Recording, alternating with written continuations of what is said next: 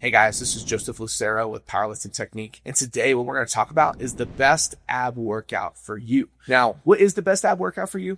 It truly does depend on whether you're a powerlifter, bodybuilder, traditional athlete or not. It's going to vary. But by the end of the video, I'm hoping whatever type of athlete or non-athlete you are, you will completely understand what abs are, what they look like in a workout, and what are some of the best exercises that you should be doing to building your anatomy and to, hopefully show off some abs. But nonetheless, let's go ahead and get started. So what are some of the more popular ab exercises? That tends to be one of the first questions that gets brought up in a situation like this. And I'm here to tell you that some of the more common ones that come with abs are sit-ups, crunches, planks, leg raises. Those tend to be the most dominant ones that happen at conversation. Now, do I have a problem with them? Absolutely not. But I don't think every person absolutely needs those types of exercises, because if we think about it, sometimes doing a plank makes more sense for this athlete versus maybe doing sit-ups. Like, I have a good amount of strongman athletes on my roster as a coach, and I tell them that when they load stones, and you can see it from the side right here, their spine is flexed, and it almost represents the kind of situation they would be in when they do a sit-up. So sometimes with my strongman athletes, I might do more sit-up based movements with them versus someone who's not. Maybe a powerlifter who needs a more rigid, tight brace could do a plank or a variation of a plank, and that would make more sense for them versus maybe a different population. So based on that, there is a good amount of thought that has to go behind, although something's a great exercise, when it should be used and why it should be used. Although they're more popular, they are some good exercises too. But, I mentioned the crunches, the sit-ups, the leg raises, but all those things are happening in a forwards, backwards, up and down phase. And some other good ab exercises need to also be included in a rotational phase as well, or a side-to-side phase. I mentioned this in all my videos. There's 3 planes of movement. You got the sagittal, forwards, backwards, up and down, the frontal, side to side, and then you have the transverse, which is rotational. And I think a good ab workout is going to include all 3 as long as it makes sense for you as the athlete. And I've even worked traditional athletes like sprinters and track athletes. And although they don't rotate when they sprint, there could be the urge to rotate with their arm swing. And sometimes I do make them do rotational exercises just so they can eventually build an anti-rotation base with their core. So that's something else to consider as well. Some other factors that can make an ab exercise more effective is using all the planes of movement, like I mentioned. I know that I'm kind of going back and forth between athletes should do more of this than that, but think about it like this. You have all these good ab exercises you can think of. Now, from there needs to be a hierarchy. Which of these is the most important? Why is it? But make sure that even though some of the ones aren't as important on your list, also include those there somewhere, maybe every so often. If you think more core or spinal flexion and extension makes sense for your core movement, use that, but also try to include rotational stuff as well, just to cover your bases and to not be a one-sided monster, if you will. So when it comes to like weightlifting, powerlifting, strongman, general athletes, I would say do all types of ab workouts, rotational, side to side,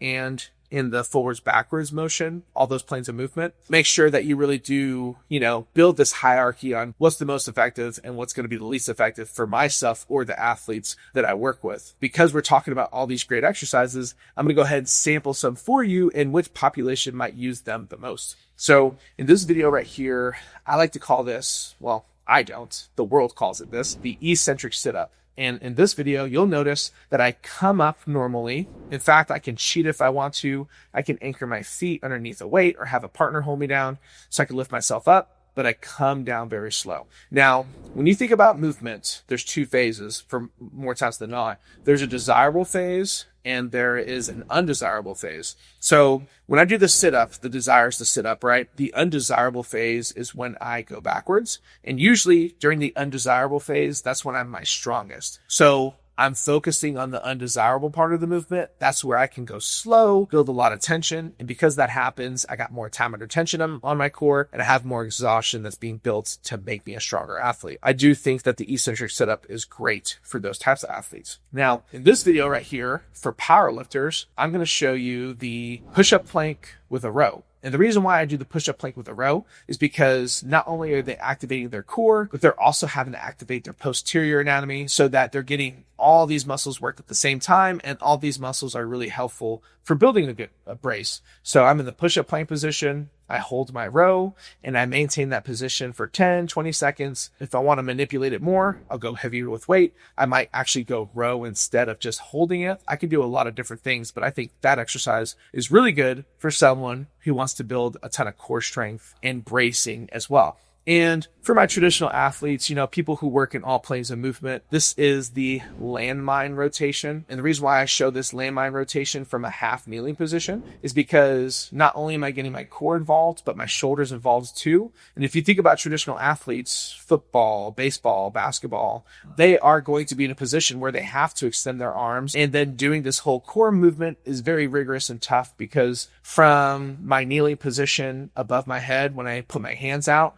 that's a long distance from the floor up. So the longer that distance is, that makes it mathematically harder for my core to maintain my strength from start to finish in that exercise. And again, I showcased to you a sit-up variation for my strongmen. I showcased to you a bracing tactic for my powerlifters. And then for my traditional athletes who do traditional sports, I showcased to you that landmine rotation because I think it's fun, it's different, it recruits a ton of muscles, your posterior anatomy and your shoulders. And because it's a long movement from where you're anchored to the floor up to the landmine, it makes it that much tougher to achieve your goal and the desire of every rep you do. Obviously, when this topic comes up, a lot of people are going to ask, okay, I'm doing all these ab exercises, but where are my abs? Why aren't they showing? A simple fact is your body fat. So I'm not going to hide the fact that I'm probably a little bit heavier in the body fat department than I'd want to be. And I probably do have abs, but they're underneath this layer of fat that I have. And that's what makes it so hard for you to see them. So a lot of us actually do have abs. It's just because body fat is in between all that, it makes it harder to see. What can I do to fix that? Well, it's going to be cardio. It's going to be, nutrition, hydration, things like that. If your goal is body comp,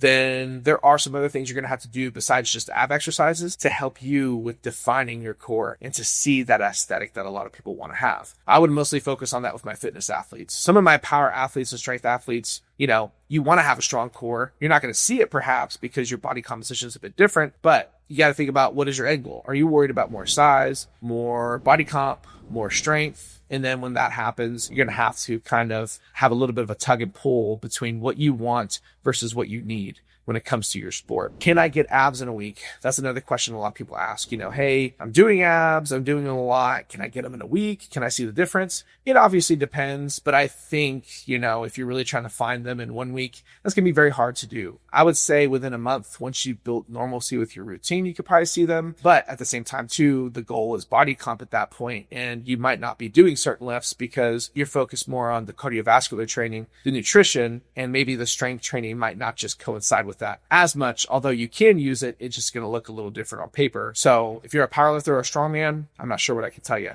But if you're a fitness or a body comp type of client, then yes, there is a way to do it, but it's going to take longer than a week for sure to build that torso, those abs, that waist, and showcase that strong core if that's the goal you want. So with that being said, I really hope you enjoyed the video. I tried to hit all these different populations and some theories and ideas behind ab workouts. If you have more questions or concerns, leave a comment below, like it, subscribe, check us out, let us know your thoughts, and hopefully we'll catch you next time.